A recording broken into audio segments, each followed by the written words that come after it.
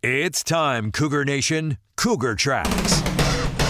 The best season analysis with BYU insider Mitch Harper on KSL NewsRadio and on video every day on the YouTube page for KSL Sports.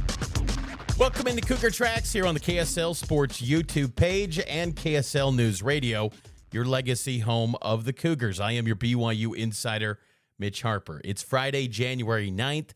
We're one day away until BYU takes on Utah in the rivalry on the hardwood. But we start things off with BYU football as there's a lot of roster movement taking place for the Cougars. The top story of the day. The biggest story in the world of BYU sports right here on Cougar Tracks. The biggest gets are the ones that you keep. LJ Martin announced yesterday that he is running it back for one more season with the BYU football program. Huge news for BYU because LJ was the Big 12 Offensive Player of the Year in the conference in 2025. He rushed for over 1,300 yards. And when you dive into that, he only played a half against Portland State. He only played a quarter against Iowa State. He was limited and banged up against Texas Tech and really banged up throughout November. LJ Martin running it back, that is big time for BYU. LJ Martin has the opportunity, by returning for one final season, to become the greatest running back in BYU football history. And you might hear that and think, no way, Mitch. Come on now. There's been some awesome running backs, but I do believe he could be that. Statistically, definitely. He needs about 1,350 yards roughly to become the all-time leading rusher in BYU football history. I think the exact number is 1,347. LJ has the chance to do historic things at BYU. Think about this. He's been the leading rusher at BYU for 3 consecutive seasons. And he's done that in the Big 12.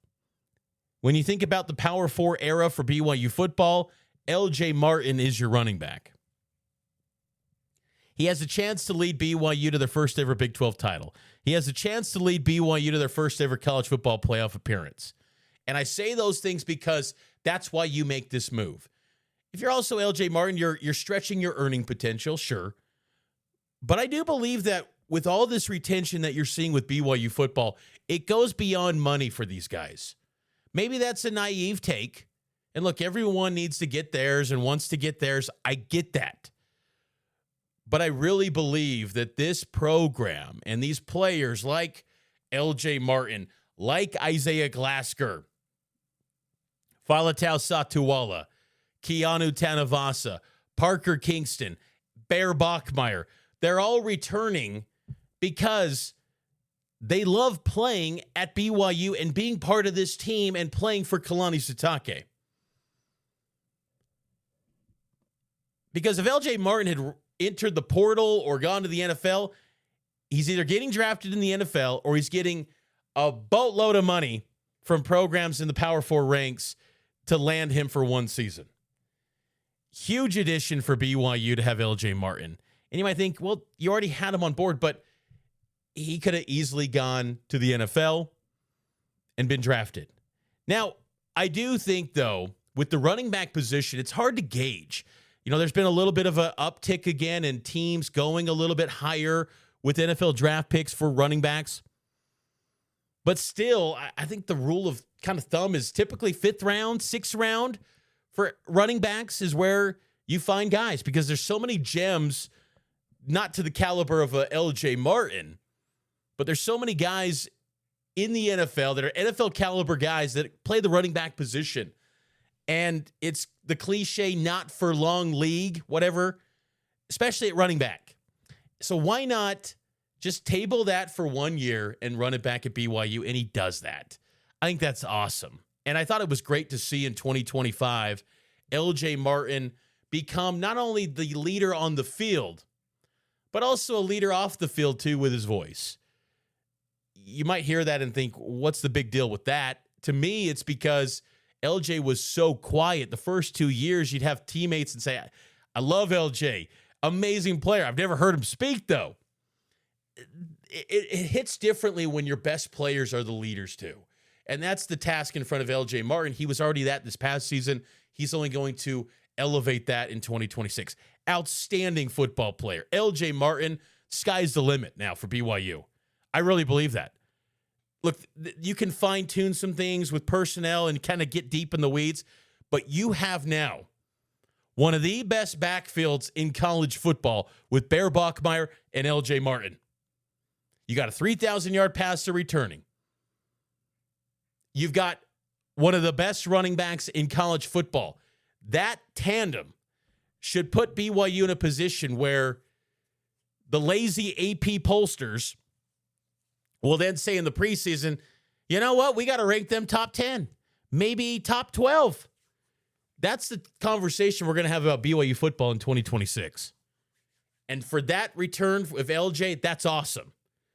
And that creates that conversation. Because without LJ, I don't think you entertain that conversation. But when you say, hey, you got the Big 12 Offensive Player of the Year to run it back, that's big time.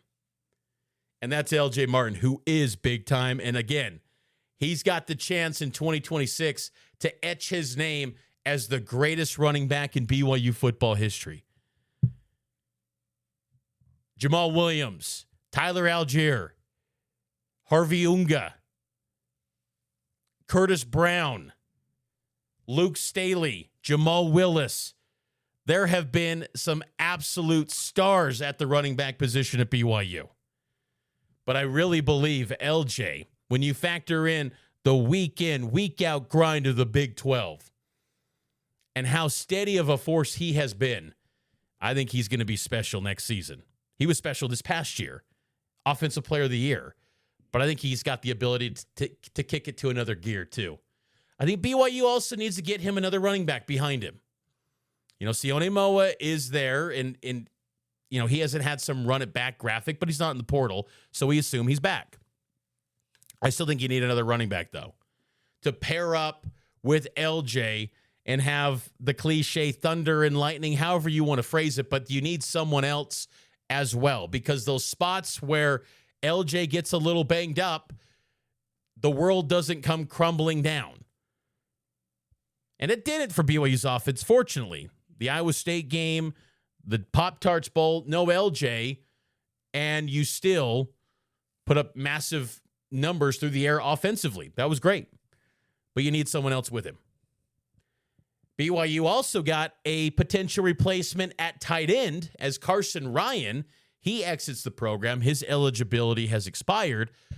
He was tight end number 1 for BYU this season. Who could replace him in 2026? I think BYU got that answer today. Walker Lyons, former USC Trojan, older brother to BYU signee Ryder Lyons, quarterback.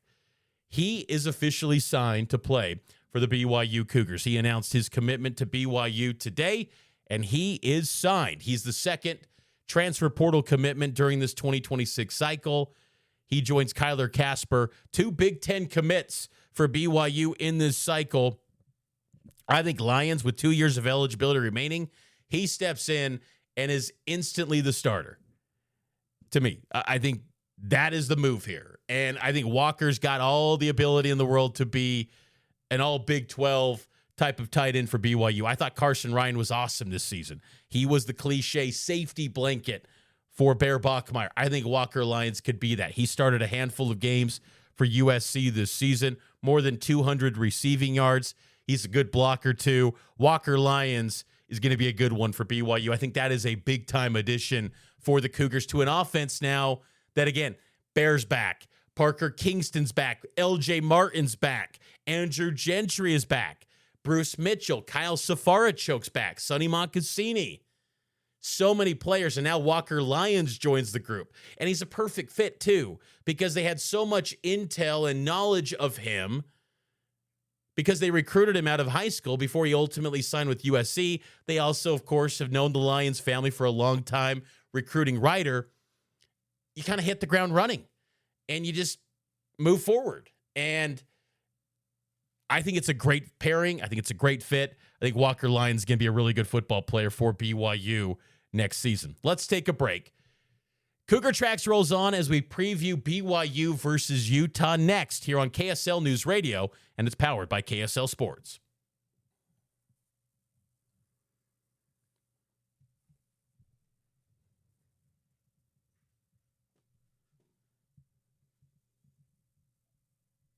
Welcome back into Cougar Tracks here on KSL News Radio. I am your BYU insider, Mitch Harper. BYU basketball.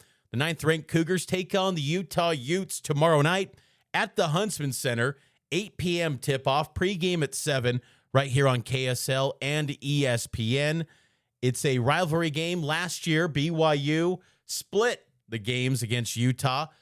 Lost at the Huntsman Center, won at the Marriott Center. This year, we're going to see 2 matchups again tomorrow night at the Huntsman Center, and then 2 weeks from now, we'll see BYU host Utah on January 24th. So we're going to see a lot of BYU and Utah over the next couple of weeks here.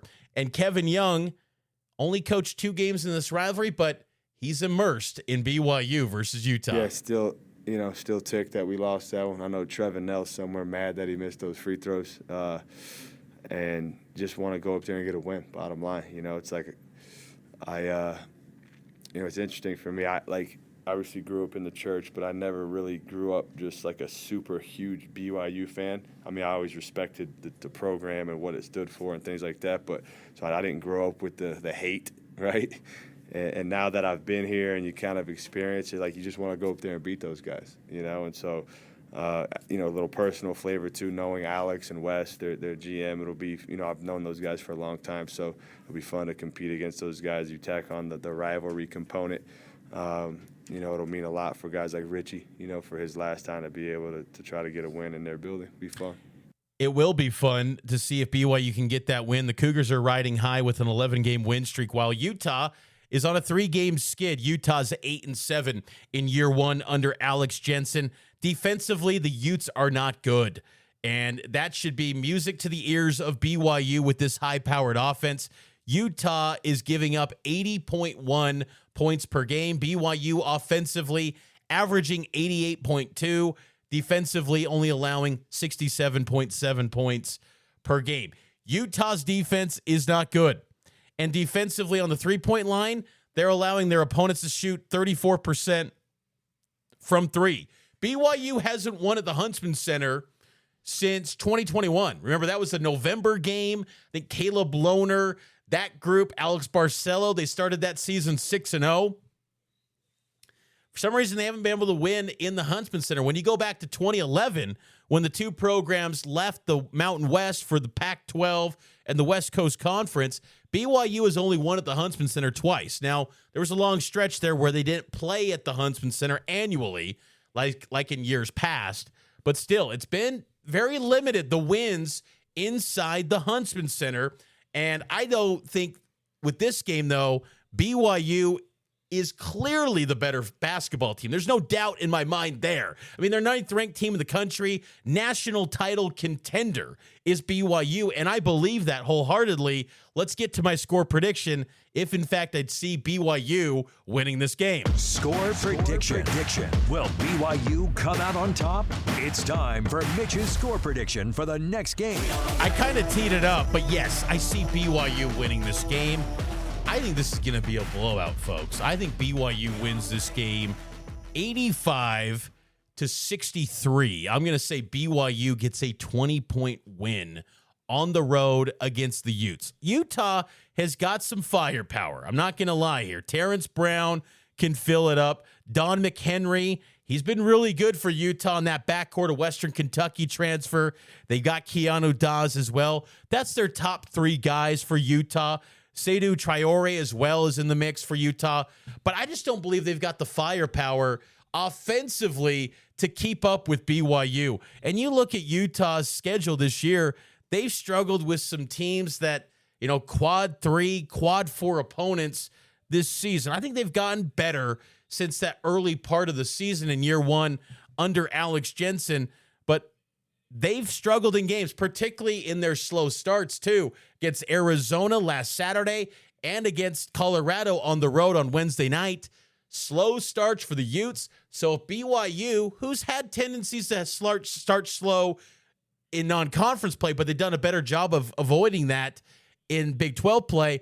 If they can jump out to a strong start, silence the Utah crowd early, I think BYU rolls to a big blowout win over the Utes, and I think they win by 20 in this one and get their first victory over Utah at the Huntsman Center since 2021. But the Alex Jensen, Kevin Young battles in the Big 12 begin tomorrow night. Tip-off at 8 p.m.